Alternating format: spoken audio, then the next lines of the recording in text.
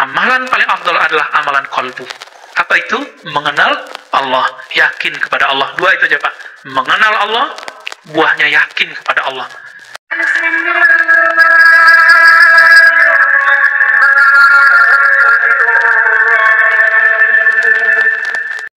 Ada yang nanya? Ustaz, tanya Ustaz. Siapa nih? Oke. Kira suara dari mana? Yang terdahulu, yang mereka orang-orang dulu itu mencapai sufi, mereka lewat kajian atau lewat riyadhah Ustaz. Pintar. Terus keduanya ini, mohon maaf, perkembangan tentang perkembangan ilmu agama sekarang, ya kita kan orang-orang Nahdiyin kan arahnya ke tasawuf ya Ustaz. Tapi kalau lihat perkembangan ilmu agama yang dilakukan oleh orang Nahdiyin sendiri sekarang ini, masalah toleransi, ini saya memandang dari sudut edukasi agak-agak mengkhawatirkan, karena masalah selawat, masalah rebana ini sudah masuk ke gereja. Yang paling mengerikan waktu azan itu di dalam gereja ini, video yang berkembang ya, di dalam gereja itu ada yang azan tapi semuanya ada yang pakai jilbab, ada yang enggak. Ya. Itu enggak ada yang sholat, mereka hanya nunggu khutbah. Ini apa perkembangannya Syiah atau orang-orang Nahdiyin ini? Aku Ustaz, anak enggak apa? Ya. Mohon maaf, itu pertanyaan yang kedua. Mohon maaf Ustaz. Ya. Yang penting sebenarnya yang pertama, yang kedua itu urusan apa, opini-opini yang sedang dibuat untuk menghancurkan NU. Saya mohon maaf Ibu, saya bukan orang NU. Ya. Oke, tolong diluruskan. Tapi saya mencintai NU karena saya punya guru banyak orang NU. Dan nama saya diambil dari pendiri NU. Ayah saya cerita, namamu dari Hadratus Syekh Hasyim Asy'ari. Dan sanad keilmuan hadis saya beberapa ada yang dari jalur NU, ada yang jalur yang lain. Ya. NU emang ada agenda untuk menghancurkannya. Kenapa? NU dan Muhammadiyah itu dua sayap Indonesia. Satu patah Pak, tunggu. Negeri kita konflik terus. Maka dihancurkan mulai dari luar atau di dalam. Dari dalam ya dimunculkan pemahaman yang nggak benar, dari luar diserang seperti tadi. Masih ingat kemarin tahun-tahun lalu karena ada persoalan politik, kemudian orang NU diidentikan dengan Islam Nusantara, ya kan? Akhirnya orang benci sama NU Pak.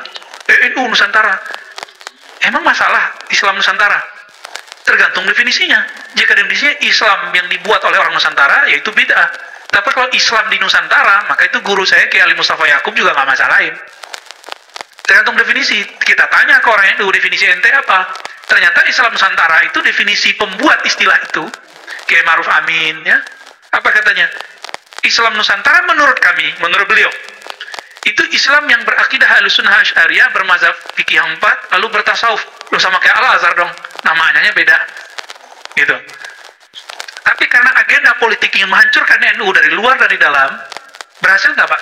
Nggak berhasil, alhamdulillah. Karena banyak wali-wali Allah yang mastur di Jawa. Banyak wali-wali Allah yang mastur di Banten, di Cirebon, di Betawi, banyak Pak. Dan mereka mendoakan NU. Nahdlatul Ulama. Ya. Apakah yang lebih dahulu? Manakah yang lebih dahulu untuk mencapai ma'rifat sufi itu? Apakah riyadhah dulu atau apa tadi? Riyadhah atau ma'rifat gitu ya? Ya.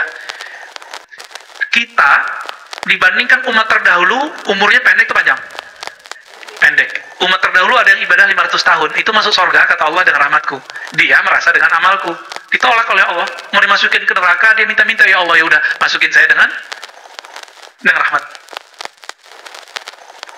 Ada orang gak punya amalan, maksiat semua, jadi lembaran hisapnya itu maksiat semua.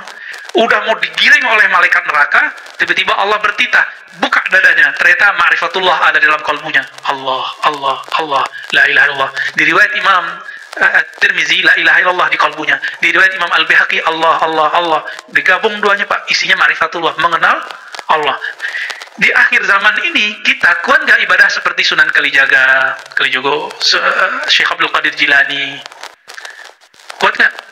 Syekh Abdul Qadir Jilani itu lebih dari 25 tahun, sama dengan Abu Hanifah, Abul Hasan Asy'ari, pendiri akidah Asy'ariyah itu, 20 tahunan lebih mereka wudhu subuhnya pakai wudhu isya. Gimana caranya?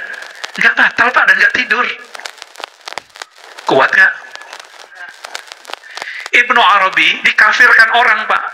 Orang yang dikafirkan nggak nyampe 7 hari mati. Datang dia ke sana, dia takziah, dia bacakan la ilaha illallah 70.000 kali, dia hadiahkan untuk orang yang mengkafirkan dia. Sanggup nggak? Kita disentil dikit marah-marah, ya. Benar nggak? Kita kritik imamnya, dia marah-marah, nggak sanggup kita. Maka di akhir zaman ini dibaliklah, ada ijtihad baru. Thariqat itu jangan klasik lagi, jangan kaku lagi. Mulai dari ma'rifatullah, baru turun ke ilmu hakikat, baru turun ke ilmu thariqat, baru turun ke ilmu syariat. Tetap kita jalanin syariat, kita berthariqat, kita belajar ilmu hakikat. Tapi yang kita mulai belajarnya apa? Ma'rifatullah.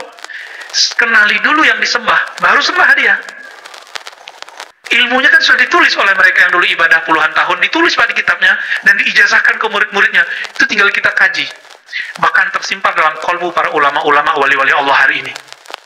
Nah, kita ambil ilmu mereka dari kolbu mereka, dari kitab mereka, baru kita beramal. Nanti hasilnya gimana Pak? 2 rakaat orang bermarifat, itu lebih afdol daripada 1000 rakaat orang jahil. Tapi ahli ibadah. Kan begitu di hadisnya. Orang alim sholat, orang alim tidur. Di sini juga ada. Kata beliau, orang arif jika tidur, itu lebih afdol daripada orang yang jahil sholat. Ada di sini. Bukan kita melebih-lebihkan. Emang begitu hadisnya, begitulah ulama mengartikannya. Jadi, Bapak Ibu yang makan Allah, di zaman ini kita emang nggak kuat. Bapak nggak usah ikut tarekat yang aneh-aneh. Ya, nanti saya tunjukin tarekat apa yang Bapak pelajari nanti. Tarekat yang isinya ma'rifatullah, lalu beramal. Ma'rifatullah, beramal. Nggak boleh pisah ini. Ya, tapi ma'rifat itu adalah afdalul amal, amal qalbu. Saya tutup dengan hadis Nabi. Nabi ditanya, wahai Rasulullah, apakah amal paling afdal? Kata beliau, al-imanu billah. Iman kepada Allah. Iman di mana? Di qalbu atau di badan? Di qalbu. Maka Imam Bukhari, Imam Ibnu Hajar mengatakan, amalan paling afdal adalah amalan qalbu. Apa itu? Mengenal Allah, yakin kepada Allah. 2 itu aja Pak. Mengenal Allah, buahnya yakin kepada Allah. Nah, kalau Ibnu Qayyim, dia balik. Zikir itu bahtera mengantarkan orang kepada ma'rifat. Nah, ini thariqat orang lama. Mereka ibadah bertahun-tahun supaya nambah ma'rifat. Sekarang dibalik Pak, diruksah oleh ulama-ulama akhir zaman yang mereka telah mewarisi ilmu-ilmu. Kan kita ini kayak apa ya? Hulu, muara. Ini sekarang udah di muara Pak. Saringannya ada sama kita. Tinggal kita saring, ambil. Mana yang sesuai dengan zaman ini. Yang penting kita bisa mengenal Allah, bermakrifat kepada Allah, mengenal hakikat keyakinan sejati, berthariqat berjalan menuju Allah, dan mengamalkan syariat yang zahir dari Rasulullah Sallallahu Alaihi Wasallam. Itulah kesimpulannya. Loh, ada tambahannya Pak? Ya udah, nggak apa-apa Pak. Mohon maaf Ustaz, tadi dikatakan kan ada sholatlah kamu dengan bermarifat. Yang dimaksud dalam bermarifat di dalam sholat ini, apakah bacaannya kita harus mengerti, atau juga gerakannya ada yang tersirat maupun tersurat? Ini bagaimana Ustaz? Tolong dijelaskan. Baik. Sholatlah kamu dengan bermarifat, begitu kata orang ya. Kalau kata Nabi nggak begitu Pak. Shollu kama ra'aitumuni usolli. Sholatlah kamu seperti kamu melihat aku sholat. Kata Imam Nawawi, nggak sanggup kamu sholat seperti Nabi sholat. Maka Nabi ngomong, sesebatas yang kamu lihat deh gitu.